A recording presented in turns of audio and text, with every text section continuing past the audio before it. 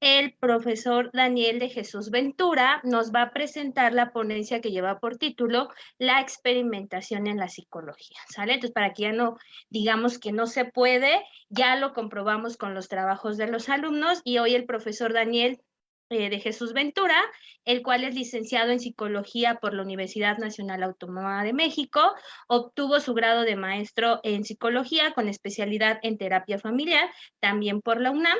En el 2014 realizó una estancia presencial durante medio año en el máster de terapia familiar, perteneciente a la Universidad Autónoma de Barcelona, España. Además, como parte de su formación profesional, cuenta con un diplomado en terapia sistemática por la UNAM, FE Zaragoza, y un diplomado internacional en hipnosis ericksoniana, espero que lo haya dicho bien, otorgado por la Benemérita Universidad Autónoma de Puebla, así como un gran número de cursos y talleres de formación en psicoterapia. Cuenta con publicaciones en revistas nacionales sobre distintos tópicos relacionados con la psicología clínica.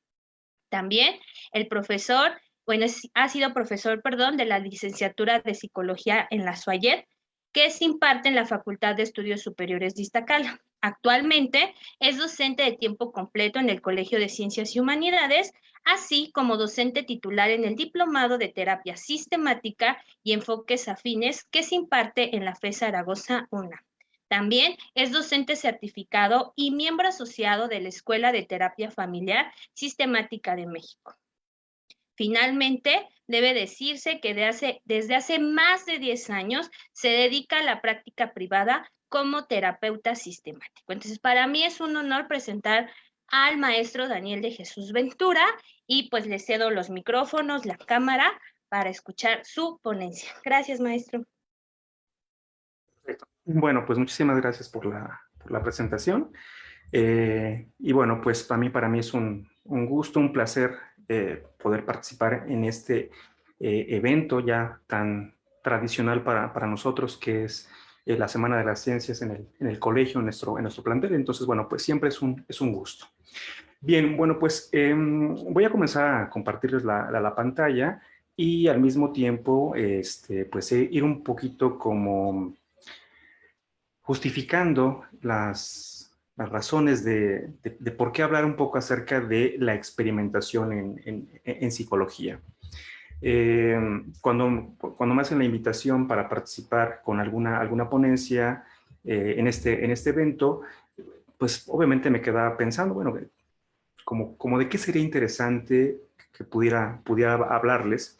Y bueno, pues me surgieron varias opciones. Pero de repente dije, bueno, la Semana de la Ciencia, psicología, obviamente forma parte de la Academia de Ciencias Experimentales, y prontamente comencé a recordar algunos comentarios que de repente por ahí se escuchan entre los alumnos. Eh, Algunos alumnos, algunas alumnas, ya durante las clases, mientras estamos hablando y demás, con cierta frecuencia, de repente por ahí me hacen la observación y me dicen cosas parecidas como estas. Bueno, es que mi maestra de tal asignatura o mi maestro de tal asignatura dicen que la psicología no es una ciencia y dan una breve explicación. Y honestamente eso a mí me asombra, me deja pensando eh, ese tipo de aseveraciones. La parte curiosa es que normalmente, bueno, no les pregunto el nombre de quién maestro o qué maestra fue la que emitió ese comentario, pero sí les pregunto un poquito acerca de qué asignatura es. Y lo que he encontrado es que con cierta frecuencia quienes les hacen ese tipo de comentarios a algunas alumnas, a algunos alumnos, son justamente compañeras y compañeras, algunos por supuesto no generalizo, que también forman parte de la Academia de Ciencias Experimentales.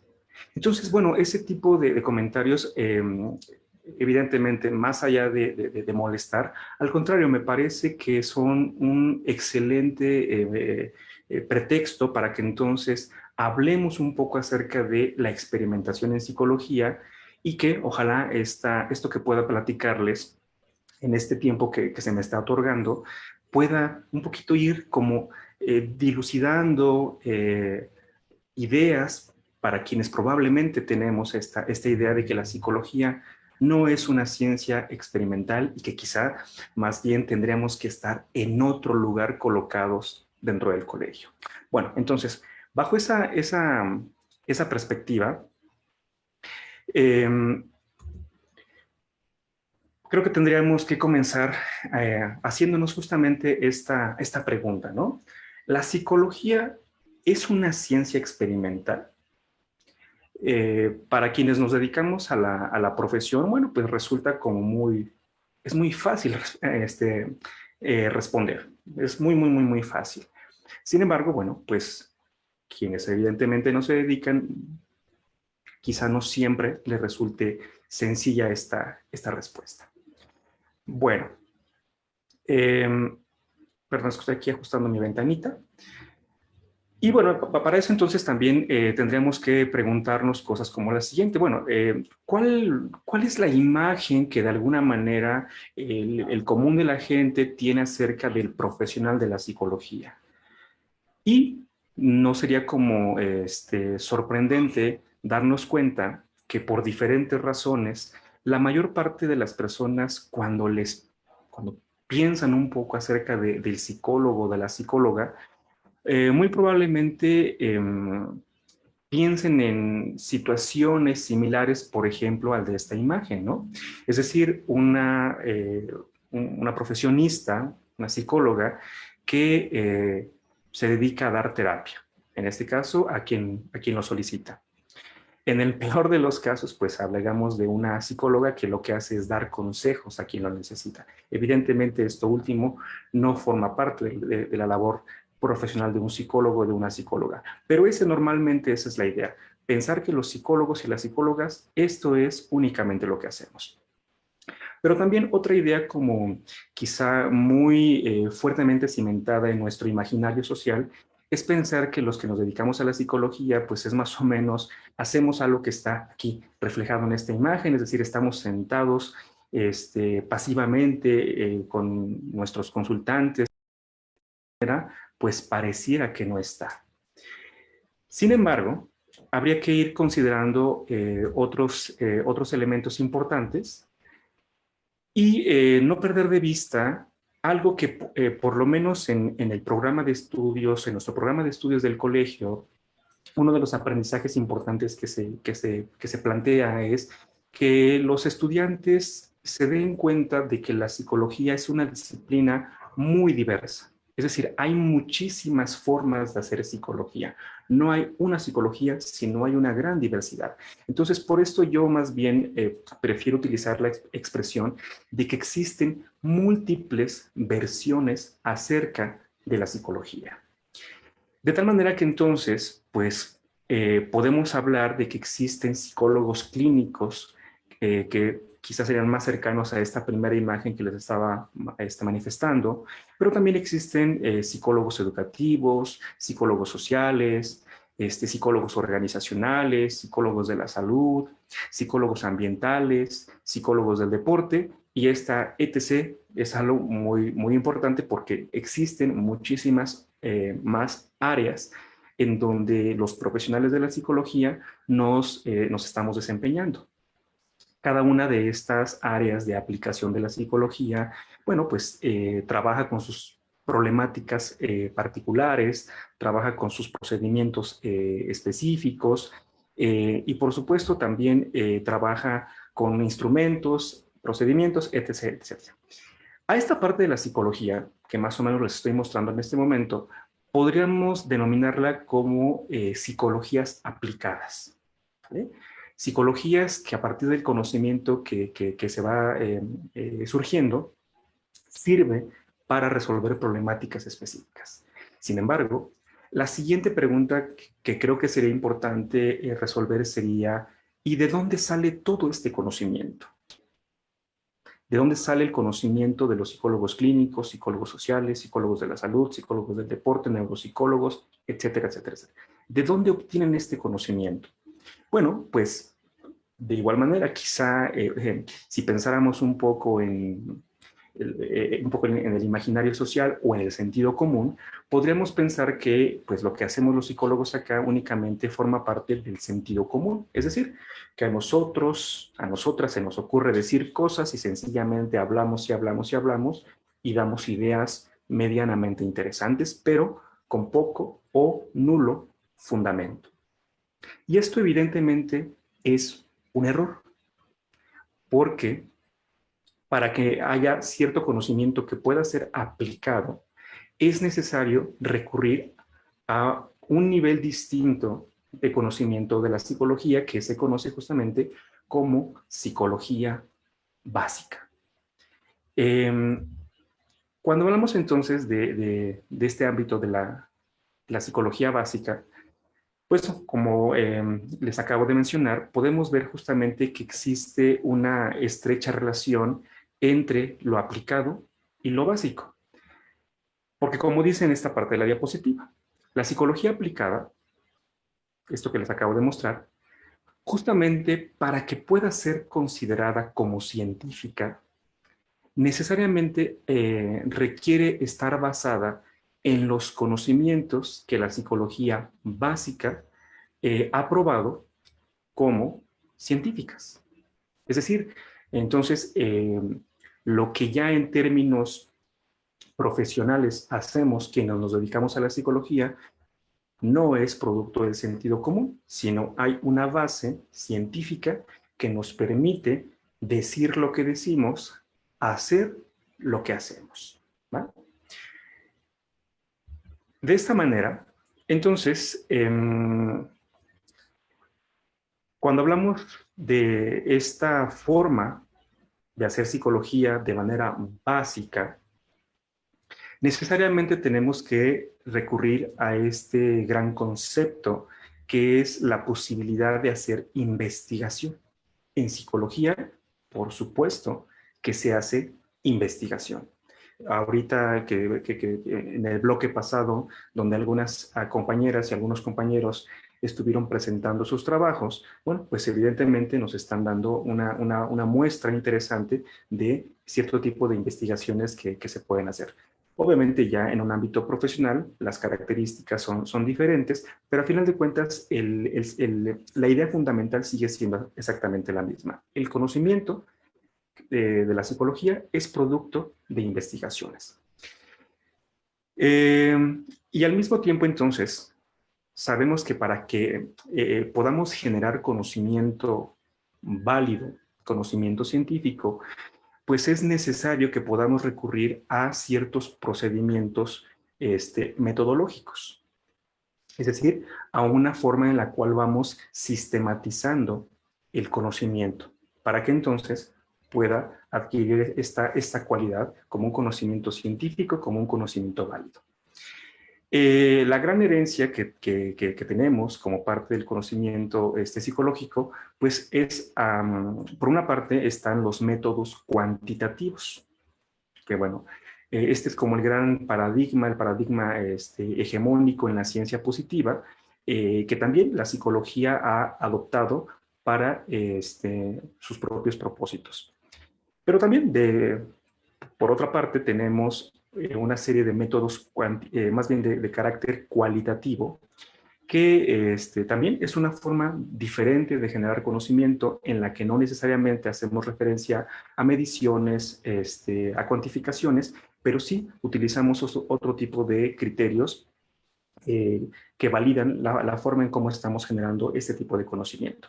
En este caso, para esta ponencia, más bien la línea que tendríamos que seguir es esta vertiente de los métodos cuantitativos, porque esto entonces necesariamente nos lleva a la idea de la experimentación, es decir, hacer investigación de carácter cuantitativo a través de experimentos. A ver qué cambia aquí. Aquí, ahí está.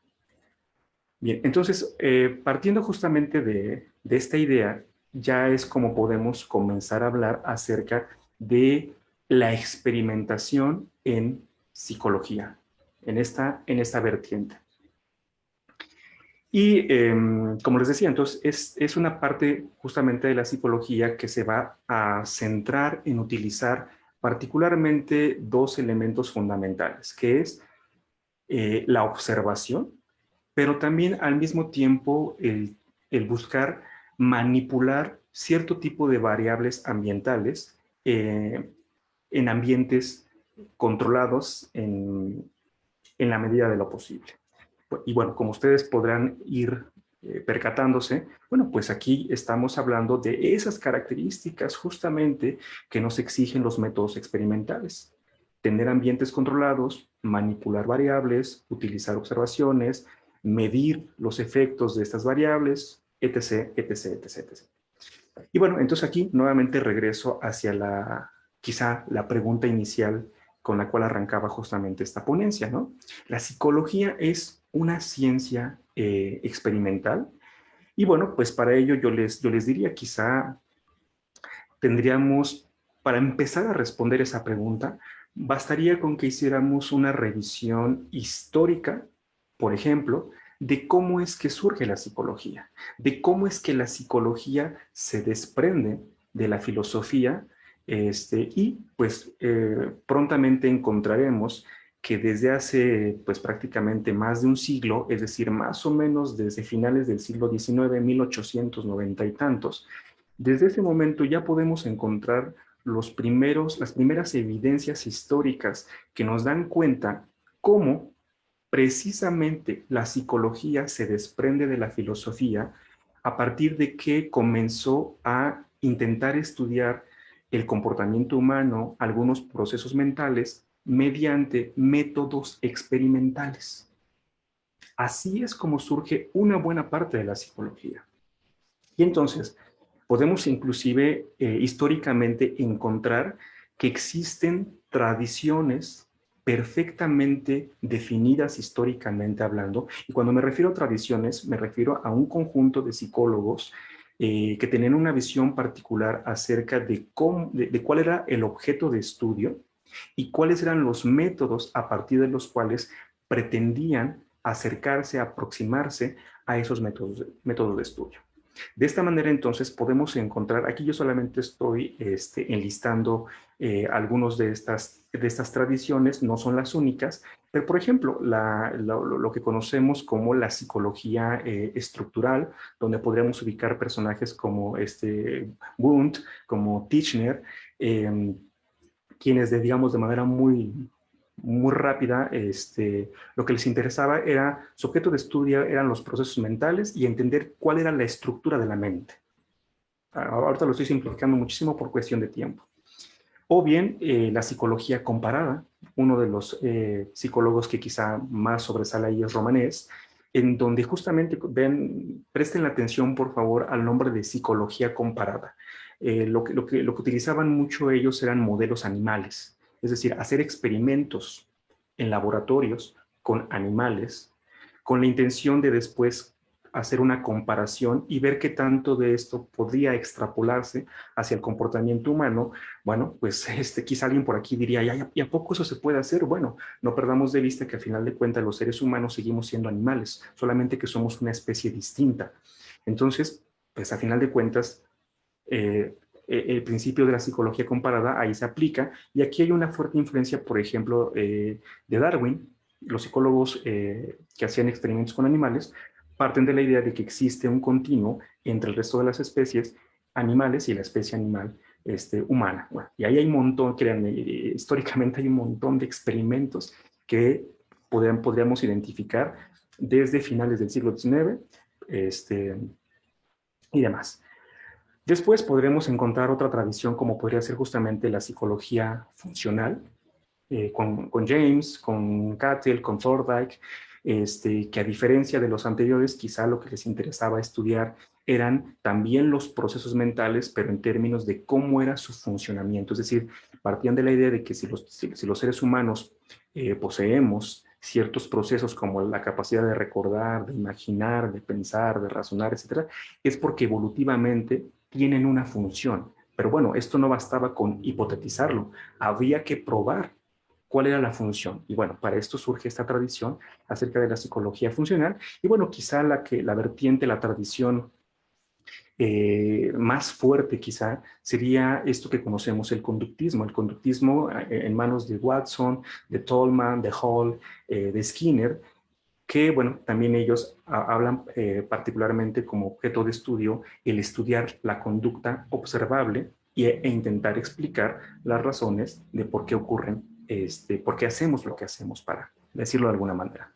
Bueno, entonces, en estas tradiciones, que repito, estamos hablando de más de un siglo, vamos a encontrar que si bien es cierto, su objeto de estudio para cada una de estas tradiciones es diferente, sí tienen puntos en común, porque cada una de estas, o mejor dicho, todas estas, consideraban muy importante el emplear la observación. Y bueno, si ustedes se quedan pensando en muchas otras disciplinas experimentales, la observación es parte de los procedimientos que utilizan para generar conocimiento científico. Pero ojo, como bien sabemos, no es una observación así nada más mirar por mirar, no, es una observación sistematizada. En el caso de la psicología, no es la excepción. Es ese tipo de observación el que todos estos personajes estaban implementando. Y por supuesto, una de las características más importantes para que desde este paradigma positivista podamos considerar como algo científico es la presencia de la medición.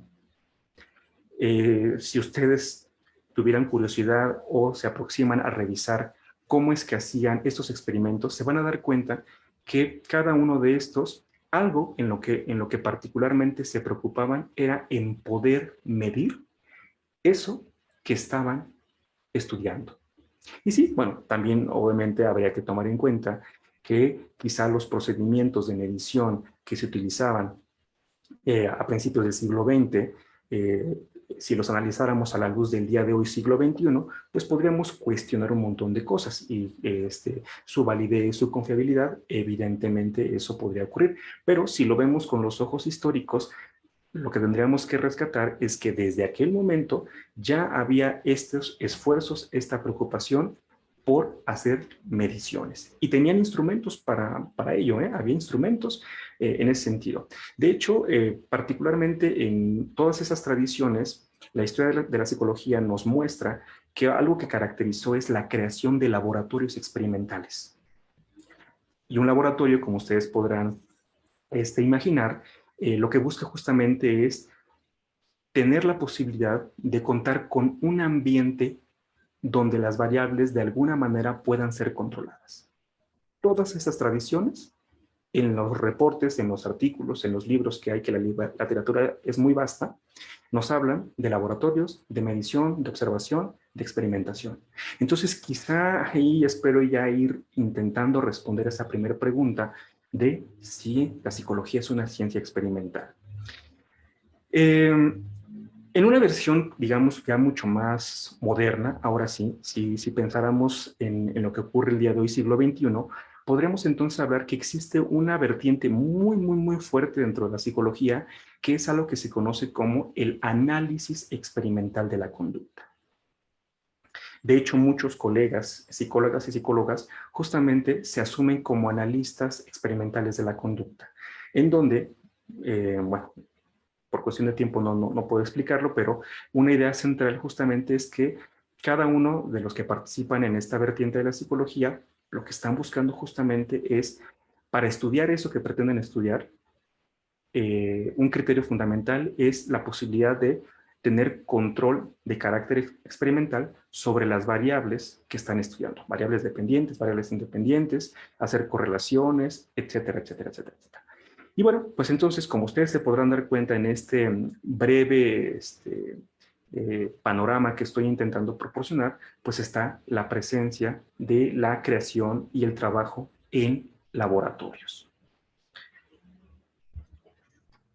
Bueno, entonces, en el tiempo que me resta, voy a voy a platicarles un poquito acerca de tres ejemplos, que serían ejemplos quizá clásicos, yo le pongo aquí entre comillas la palabra modernos, pensando justamente que lo que se acabo de mencionar son como trabajos como muy antiguitos, pero estos, cuando digo modernos, son relativos porque también estaríamos hablando más o menos de la segunda mitad del siglo XX, pero también son experimentos que por sus características y para los propósitos de esta ponencia pudieran ser bastante didácticos, porque bueno, también pude haber buscado un artículo de una publicación de la semana pasada en una revista indexada con factor de impacto y venirles a reportar y platicar lo que se hizo en esos experimentos, pero probablemente eso quizá no sería tan interesante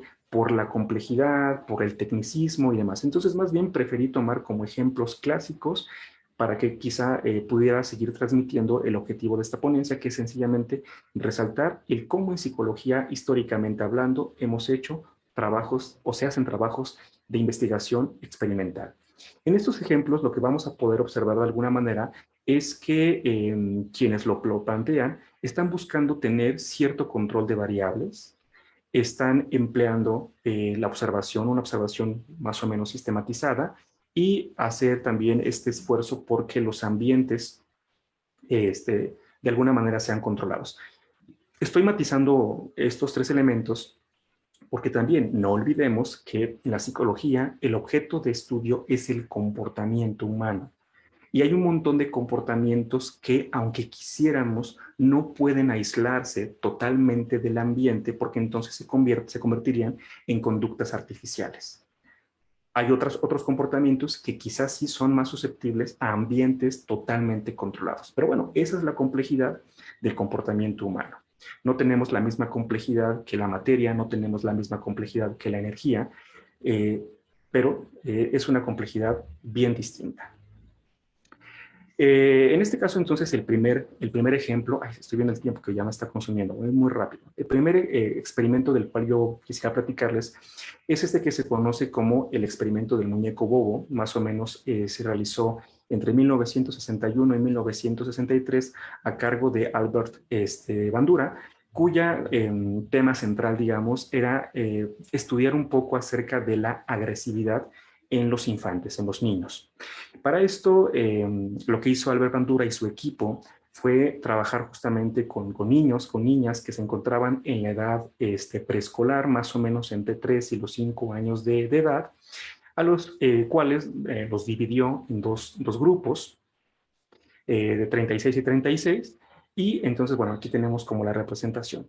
Al primer grupo, al grupo 1, digamos, le presentó un modelo agresivo, que ahorita voy a describir, y al grupo 2 le presentó un modelo no agresivo. ¿A qué me refiero con esto? Bueno, en aquel momento había una gran preocupación en términos de lo que los niños observaban en televisión, qué tanto de esos modelos agresivos podían replicarlos y incorporarlos a su vida y quizá comenzar a presentar comportamientos con esas características.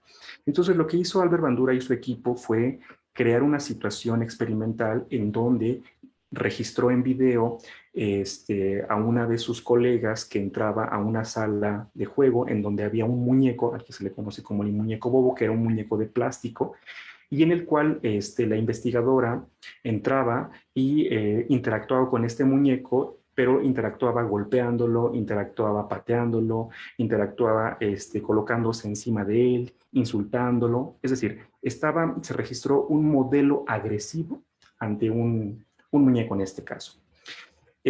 Por otra parte, en este experimento se hace un registro diferente en donde esta misma colaboradora ingresa a esta sala con este mismo muñeco. Sin embargo, el comportamiento que la investigadora mostraba no era de carácter agresivo. Entonces tenemos dos variables que intentan ver si el efecto de esta variable, digamos, independiente, que es el modelo agresivo, tiene un impacto en la conducta de los niños y de las niñas. ¿Qué es lo que se hizo a continuación? Ahora sí, entonces Albert Bandura, a estos grupos que divide en dos, al primer grupo les muestra esta grabación en donde hay un modelo agresivo, donde se está golpeando al payasito de plástico, y al otro grupo de niños, al grupo control, sencillamente se le muestra la otra grabación donde no hay un modelo agresivo. De manera muy general, ¿qué es lo que se va encontrando? Bueno, pues aquí tenemos, estas son imágenes, todo esto se registra en video, aquí solamente son algunos fotogramas, en donde vemos justamente que para los del equipo, perdón, a los del grupo número 1, aquí tenemos en la parte superior este modelo. Vemos a la experimentadora, lo que está haciendo que es hacer pues cosas agresivas como subirse sobre el muñequito, aventarlo, pisarlo, patearlo. Eso fue lo que los niños vieron. Y después, cuando a los niños se les mete y se les pide, se les mete a la misma situación, a la misma sala, a interactuar con el mismo muñeco bobo, los niños, en este caso del género masculino, los niños quiero que se den cuenta que replican, vean hacia arriba, replican justamente el comportamiento que habían observado. Aquí está. Y después, bueno, evidentemente, como les decía, también fueron niñas y vean que ocurre exactamente lo mismo. Todos estos son registros de una película que se hizo en ese momento. Entonces, como les digo, aquí tenemos el modelo agresivo y tenemos que entonces estos niños en etapa infantil lo que hacen es imitar esos modelos agresivos. Evidentemente, con el grupo número 2, que es el grupo control, al interactuar con el muñeco bobo, como no vieron este modelo agresivo, entonces mostraron menores índices de agresividad. Y bueno, pues todo esto fue medido, fue observado, fue registrado y demás. Bueno, continúo para que el tiempo me alcance y no me vaya a comer. Un segundo experimento, digamos, muy clásico, muy tradicional, es justamente el que se conoce como el experimento Pigmalión en el salón de clases, que también estamos hablando de un experimento que más o menos data de 1968, en donde estos dos investigadores, Robert Rosenthal y Leonard Jacobson, hacen justamente crean esta situación experimental con la intención de estudiar una temática interesante propia de los seres humanos, que son las expectativas y cómo éstas infieren en el comportamiento de los seres humanos. Simplificándolo un poco, podríamos decir entonces que en este experimento, esos investigadores, a los profesores, dicen aquí, en una escuela primaria, se les informó a los profesores que se habían aplicado una serie de pruebas de inteligencia a los estudiantes. Estamos hablando de estudiantes de primaria, de educación básica. Entonces, vean, aquí se comienza a presentar la idea de la expectativa. A los profesores se les informa que se les aplicó a sus alumnos un test de inteligencia. Y después a estos mismos profesores se les proporcionó justamente pues, la lista de estos alumnos con los puntajes aparentemente obtenidos, de tal manera que entonces un 20% de estos estuvieron ahí como registrados, de que fueron como los que obtuvieron un mayor coeficiente intelectual, los que puntuaron mucho más alto. Y esa lista la tenían los profesores y evidentemente estábamos hablando de esos alumnos. ¿Qué es lo que ocurre entonces en ese sentido? En ese mismo, digamos, salón de clases había dos tipos de alumnos, había dos grupos. El primero constituido por este 20%, que eran los que habían obtenido hipotéticamente un alto coeficiente intelectual después de haberles aplicado estas pruebas, y el resto, es decir, el 80% de esos alumnos, de esos profesores, conformaban el grupo 2. Aquí la parte interesante es que, como pueden ver en la parte inferior, realmente la asignación de este 20% y de este 80% fue al azar, ya que nunca se aplicó una prueba de inteligencia. Eso fue lo que se les dijo a los profesores. Así es como se creó la expectativa. Y inclusive pues, se les proporcionó una lista, pero los investigadores sabían perfectamente que la asignación había sido azarosa, porque nunca habían hecho un registro de quiénes puntuaban más alto y quiénes puntuaban menos alto. Y entonces veamos un poquito qué es lo que ocurre a continuación. Obviamente entonces esta asignación ocurre al inicio del ciclo escolar, los profesores hacen un trabajo con todos los alumnos, con todas las alumnas, Y después los investigadores regresan y evalúan, miden el desempeño de los alumnos. ¿Qué es lo que encuentra? Bueno, dice aquí, entonces, al finalizar ya el ciclo escolar, se midió el desempeño de los estudiantes, y lo que encuentran es que justamente que los alumnos que habían sido colocados como parte de ese 20%, es decir, en ese grupo número 1, habían mostrado un mejor desempeño en comparación con los alumnos que en ese listado habían sido señalados como quizá menos inteligentes. La pregunta es, bueno, ¿y por qué, cómo esos investigadores responden en términos de por qué, si la asignación fue al azar, al final de cuentas se confirma la hipótesis de que en el grupo número 1, donde aparentemente estaban los más inteligentes, habían mostrado un mejor o un mayor desempeño? Y aquí es donde justamente entra la variable que estaban estudiando, que es la de las expectativas. De tal manera que entonces lo que encontraron, y lo descifran en el artículo que escriben, es que los profesores lo que hicieron fue un trato diferenciado hacia los alumnos, hacia este 20%, en donde les prestaban más atención, en donde les daban más oportunidades de ser escuchados, en donde las retroalimentaciones eran quizá mucho más amplias, en donde didácticamente había mucho mayor atención en comparación con los del grupo 2. Pero todo esto justamente fue porque los profesores tenían la expectativa, las profesoras tenían la expectativa de que este grupo eran los más inteligentes. Por lo tanto, había mayor atención. Y eso, evidentemente, redundó en un mejor desempeño, cosa que no ocurrió con el 80% restante. Y bueno, esto, como ustedes se podrán dar cuenta, ha tenido implicaciones en la educación. Este tipo de conocimiento ha servido, por ejemplo, para los psicólogos educativos, para crear programas de intervención, etc, etc. Acuérdense lo que les decía al principio. Todo esto es conocimiento de psicología básica y después todo esto se traslada a lo que hacemos los profesionistas para poder ya aplicarlo en contextos específicos. Bueno, y voy rápidamente con el último experimento por cuestión de tiempo. Voy a intentar ajustarme al tiempo que me asignaron.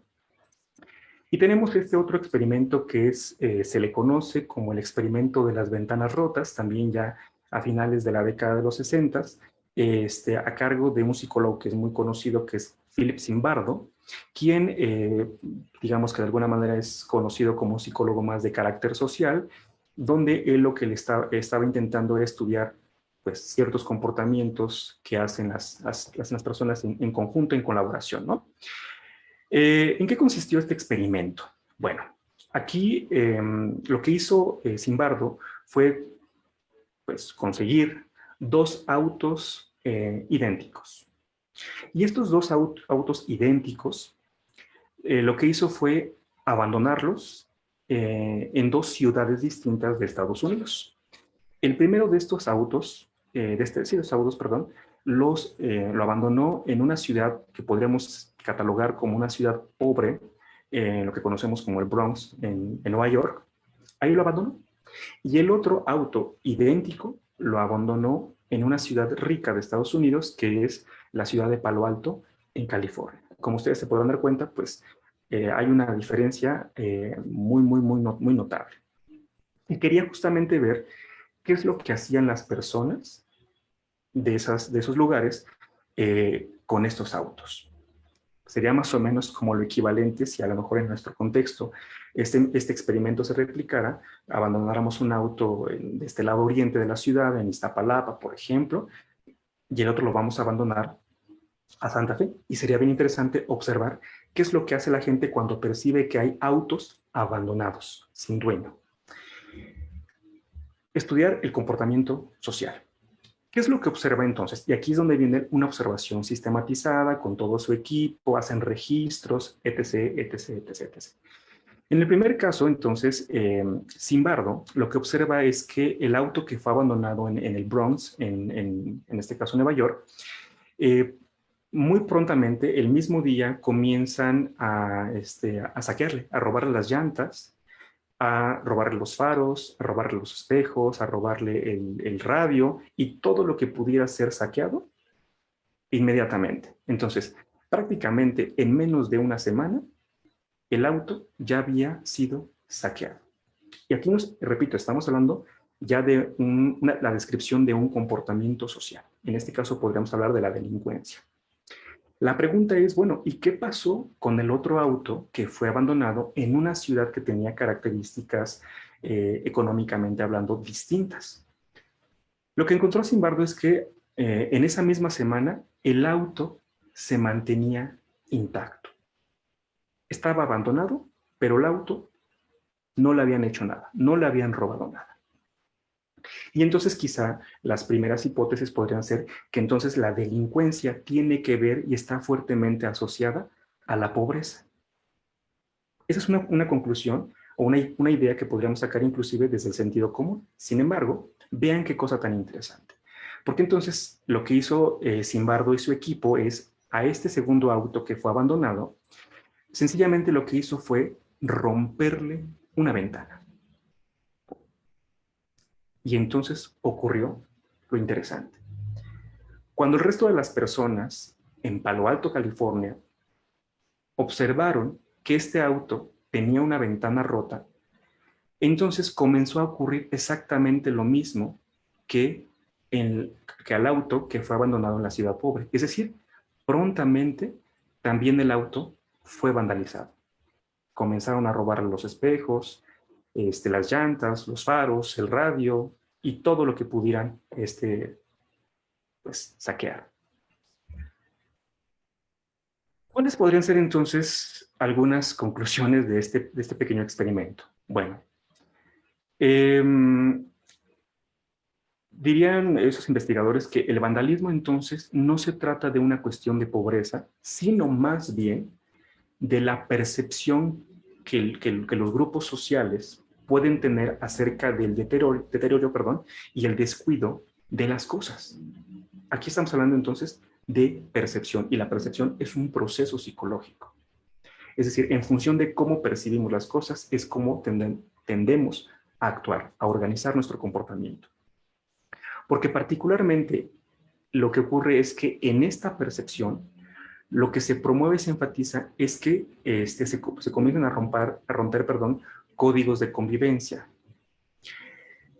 La parte interesante es, por eso se le llama el experimento de las ventanas rotas, porque una ventana rota transmite un mensaje, y el mensaje es, aquí no hay nadie que cuide esto.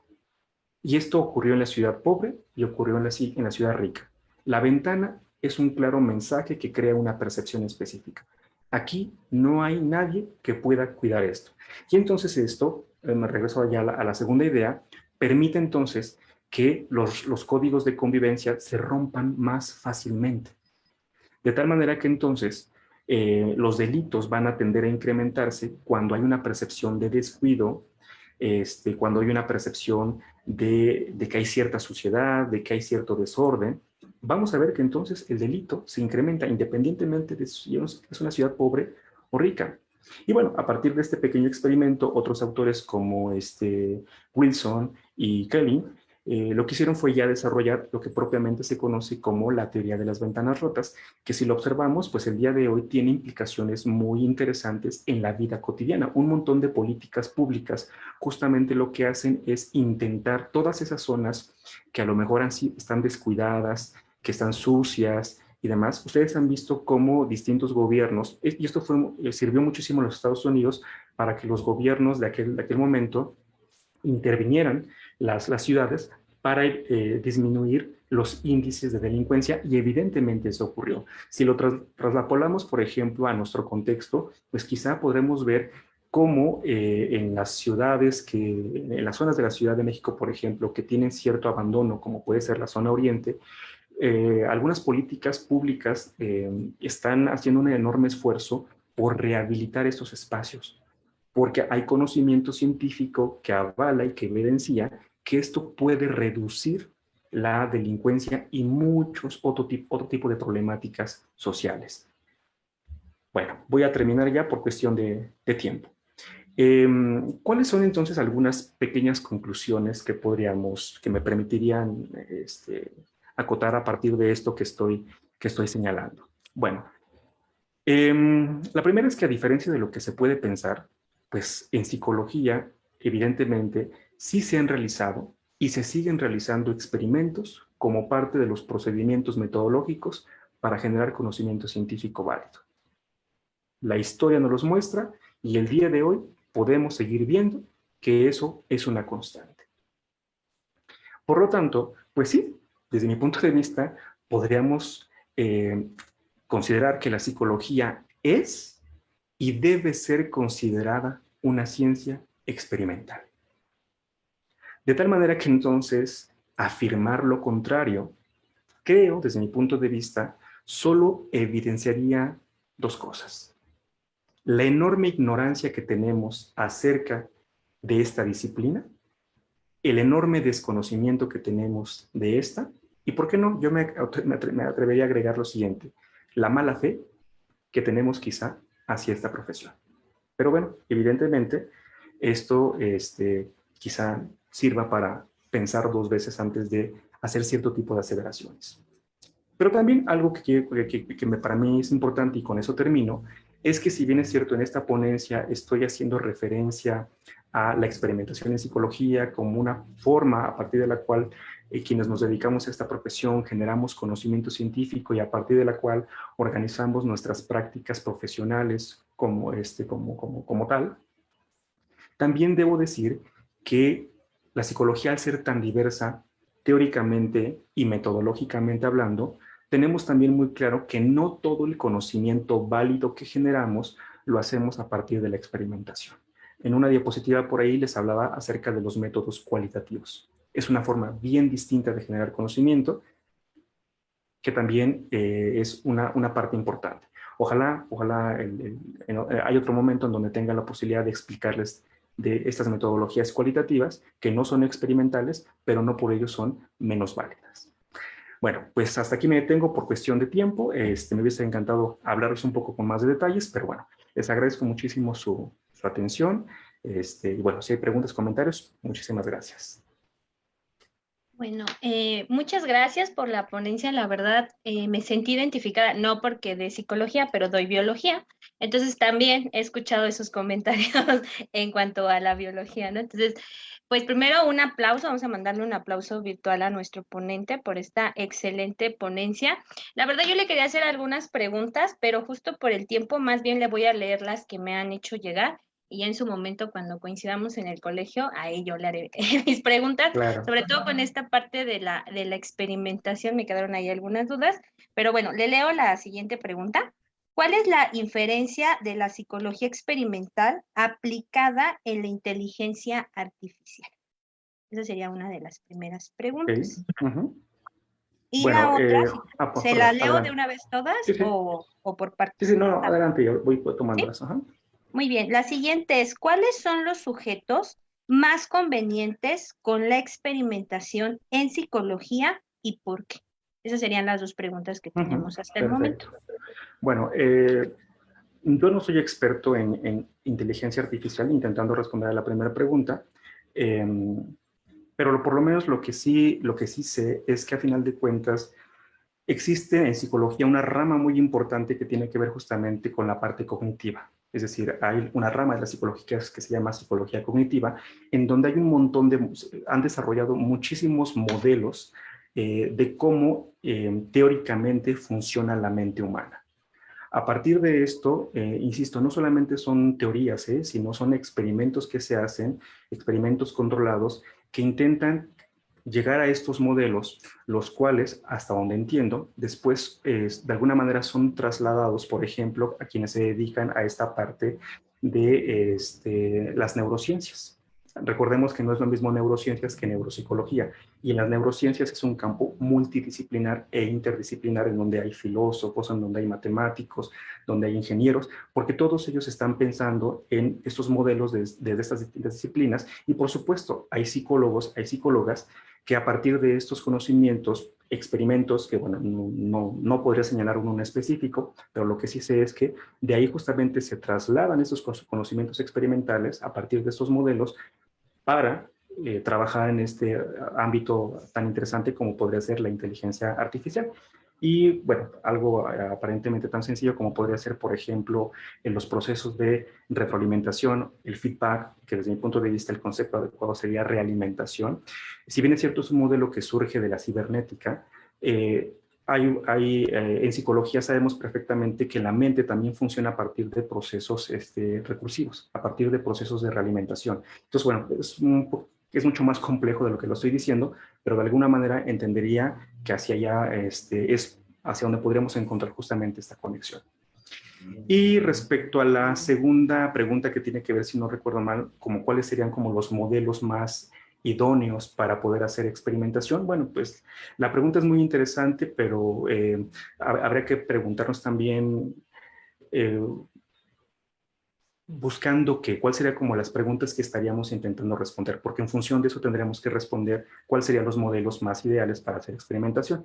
Como en este caso, si estamos buscando, por ejemplo, comportamientos sociales, difícilmente podríamos someter a las personas a experimentos o en ambientes controlados, porque entonces eso automáticamente anularía las variables de una conducta espontánea, y más bien sería una conducta totalmente artificial y los resultados serían totalmente sesgados.